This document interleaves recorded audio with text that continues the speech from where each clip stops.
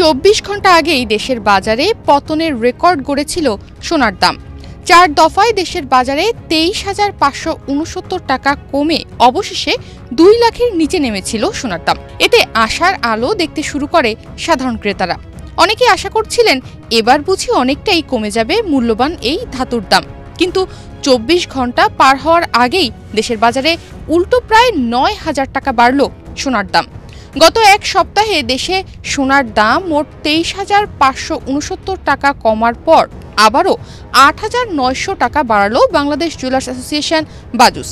এতে ভালো মানের অর্থাৎ ২২ ক্যারেট সোনার দাম আবারও ২ লাখ টাকায় স্পর্শ করল। ৩০ অক্টোবর বৃহস্পতিবার থেকে দেশের বাজারে ২২ ক্যারেটের প্রতি ভরি সোনা ২,০২,৭০৯ টাকায় বিক্রি হবে। চলতি মাসে এ পর্যন্ত সব মিলিয়ে ১২ বার সোনার দাম সমন্বয় করেছে বাজুস। টানা ৪ দফায় সোনার দাম হ্রাসের পর আবারও মূল্যবান এই ধাতুর দাম বাড়ল ৮,৯০০ টাকা। অক্টোবরের মাঝামাঝি সময়ে সোনার দাম ইতিহাসের সর্বোচ্চ $৪,৩৮১ প্রতি আউন্সে পৌঁছেছিল, যার ফলে চলতি মাসের ৭ অক্টোবর দেশে সোনার দাম ভরিতে ২ লাখ টাকার মাইল ফলক ছুঁয়েছিল। কিন্তু ট্রাম্পের সফরের পর থেকেই শুরু হয় টানাপতন। সোমবার একদিনেই সোনার দাম ৩% কমে, আর মঙ্গলবার আরও ১% কমে দাঁড়ায় $৩,৯৬৩। এটি ছিল গত ১২ বছরের মধ্যে সবচেয়ে বড় ২ দিনের পতন। কিন্তু এরপর ২৯ অক্টোবর বুধবার সকাল থেকেই বিশ্ববাজারে সোনার দাম বাড়তেই থাকে। ২ দিনের বড় পতনের পর একদিনেই আবার সোনার দাম প্রায় $৬০ বেড়ে যায়, যার প্রভাব পড়েছে দেশের বাজারেও। গত কয়েকদিনের ধারাবাহিক পতনের পর বুধবার আন্তর্জাতিক বাজারে সোনার দাম হঠাৎ বৃদ্ধি পেয়েছে। বুধবার ইউরোপীয় ট্রেডিং শুরু হওয়ার সঙ্গে সঙ্গে স্পট গোল্ড প্রতি আউন্সে $৪,০১৫ পৌঁছায়, আর ফিউচার ১% বৃদ্ধি পেয়ে $৪,০২০ অবস্থান করেছে। এই হঠাৎ বৃদ্ধি আন্তর্জাতিক বিনিয়োগকারীদের নজর কাড়ছে, বিশেষ করে এমন সময় যখন বাজার সাম্প্রতিক ঝুঁকির কারণে সতর্ক ছিল। বাজার বিশ্লেষকরা বলছেন মূলত ৩টি কারণেই সোনার দাম বৃদ্ধি পাচ্ছে। প্রথমত, মার্কিন ও চীনের মধ্যে বাণিজ্য আলোচনায় সামান্য অগ্রগতি হয়েছে। এর ফলে বিনিয়োগকারীরা ঝুঁকি নিতে স্বচ্ছন্দ বোধ করছেন এবং নিরাপদ বিনিয়োগ হিসেবে আবার সোনায় ফিরে আসছেন। দ্বিতীয়ত, মার্কিন ফেডারেল রিজার্ভের সুদের হার হ্রাসের সম্ভাবনা। বিনিয়োগকারীরা আশা করছেন আগামীতে সুদের হার কমলে সোনার মূল্য আরও বৃদ্ধি পাবে, কারণ কম সুদ থাকলে সোনা বেশি আকর্ষণীয় হয়। তৃতীয়ত, কেন্দ্রীয় ব্যাংকগুলোর ক্রয় এবং এক্সচেঞ্জ ট্রেডেড ফান্ড অর্থাৎ ইটিএফ বিনিয়োগ বৃদ্ধিও দামকে সমর্থন দিয়েছে। এ বিষয়ে গোল্ড কোরের ডেভিড রাসেল বলছেন ২০২৫ সালের সোনার বাজারের এমন আচরণ শুধুই র্যালিগুলি নয়, এটি নির্দেশ করছে বিনিয়োগকারীরা এখন আর স্বল্প মেয়াদী শক নিতে চিন্তিত নন, বরং নীতি প্রণেতা মুদ্রা এবং আর্থিক ব্যবস্থার প্রতি গভীর অনিশ্চয়তা বিবেচনা করছেন। অর্থাৎ বাজার এখন দীর্ঘমেয়াদী নিরাপত্তা ও স্থিতিশীলতার জন্য সোনার দিকে ঝুঁকছে। আর ফেডারেল রিজার্ভের নীতি বিশ্লেষকরা বলছেন বাজার এখন সম্পূর্ণভাবে সুদের হ্রাসের সম্ভাবনাকে অন্তর্ভুক্ত করেছে। ডিসেম্বরের সভায় আরও হ্রাসের প্রত্যাশা বিনিয়োগকারীদের সোনার দিকে আকৃষ্ট করছে। যদিও মার্কিন প্রেসিডেন্ট ডোনাল্ড ট্রাম্পের ঘোষণার প্রভাবও এ বিষয়ে গুরুত্বপূর্ণ।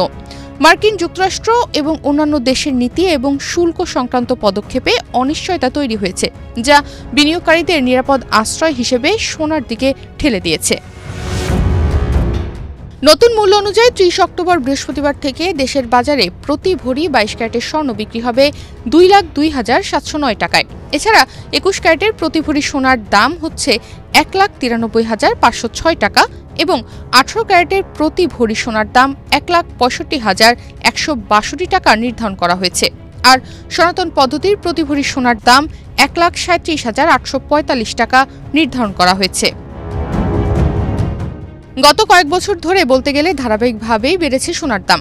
আন্তর্জাতিক বাজারে কয়েকদিন ধরে সোনার দাম নিম্নমুখী থাকলেও আজকের এই ঊর্ধ্বমুখী প্রবণতা বিনিয়োগকারীদের নতুনভাবে ভাবাচ্ছে। চলতি বছরের শুরুতে বাংলাদেশের বাজারে প্রতি ভরি সোনার দাম ছিল ১,৩৮,২৮৮ টাকা। ২০২৫ সালের ১ জানুয়ারি থেকে এ পর্যন্ত বাংলাদেশের সোনার দাম মোট ৭১ বার সমন্বয় করা হয়েছে।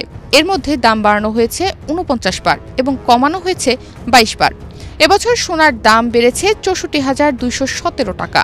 29 অক্টোবর বুধবার সোনার নতুন দাম নির্ধারণ করে বিজ্ঞপ্তি দিয়েছে বাজুস। এতে বলা হয়, স্থানীয় বাজারে তেজাবি স্বর্ণ বা পিওর গোল্ডের দাম বৃদ্ধি পেয়েছে। এ কারণে সোনার দাম সমন্বয়ের সিদ্ধান্ত নিয়েছে বাজুস।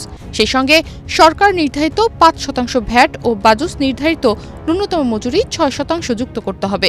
আবার গহনার ডিজাইন ও মানভেদে মজুরিতে তারতম্য হতে পারে।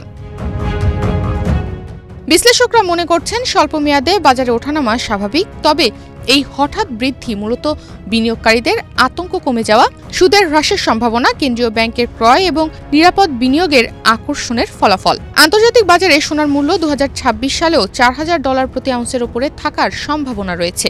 এই পরিস্থিতিতে বিনিয়োগকারীদের জন্য সোনা এখন একটি গুরুত্বপূর্ণ নিরাপদ আশ্রয় হিসেবে কাজ করছে। এদিকে চীনের কেন্দ্রীয় ব্যাংক গত কয়েক মাস ধরে নিয়মিতভাবে সোনা কিনছে, যা বৈশ্বিক সোনার চাহিদা ও বাজার স্থিতিশীলতায় সহায়ক ভূমিকা পালন করছে। বিশ্লেষকরা মনে করছেন, চীন তার বৈদেশিক মুদ্রার রিজার্ভকে ঝুঁকিমুক্ত ও বৈচিত্র্যময় করতে সোনা ক্রয় করছে। এতে দীর্ঘমেয়াদে সোনার বাজার স্থিতিশীল হতে পারে। এদিকে টেকনিক্যাল বিশ্লেষকদের মতে, এখন সোনার প্রথম সাপোর্ট স্তর $3,830 কাছাকাছি, যা 50 দিনের গড় দামের সমান। আরও বড় সাপোর্ট দেখা হচ্ছে $3,270 থেকে $3,440 মধ্যে, যেখানে রয়েছে 200 দিনের গড় দাম। অপরদিকে বিশ্লেষক মিখায়েল স্টাজনিয়ারের মতে, সবকিছু এখনও 200 দিনের গড় দামের ওপরে চলছে। তাই এটি ট্রেন্ড উল্টে যাওয়ার ইঙ্গিত নয়, বরং বাজারের একটি বিশ্রাম পর্ব। 24 ঘন্টা আগে 22 ক্যারেট সোনার প্রতি ভরির দাম ছিল $1,93,809 টাকা। এছাড়া 21 ক্যারেট প্রতি ভরি $1,85,003 টাকা, 18 ক্যারেটের প্রতি ভরি $1,58,572 টাকা এবং সনাতন পদ্ধতির প্রতি ভরি সোনা $1,31,628 টাকায় বিক্রি হচ্ছিল। বাংলাদেশে উৎসব বা শুভ কাজে সোনা কেনা বা উপহার দেওয়ার একটি প্রচলিত রীতি রয়েছে। শীতের আগমনের সঙ্গে সঙ্গে বিয়ের মৌসুম শুরু হয়, আর শরৎ ও হেমন্তকাল থেকে এই প্রস্তুতি তীব্র হয়ে ওঠে। বাঙালির বিয়েতে সোনার গয়না ছাড়া ভাব পূর্ণ হয় না, হোক তা কম বা বেশি। অনেকে আবার সোনাকে শুধু অলংকার নয়, বিনিয়োগের মাধ্যম হিসেবেও দেখছেন। তাই দেশে সোনার দাম বাড়ুক বা কমুক, সোনার প্রতি বাঙালির আগ্রহ বরাবরই বেশি। তনিমা রহমান, বাংলাদেশ প্রতিদিন।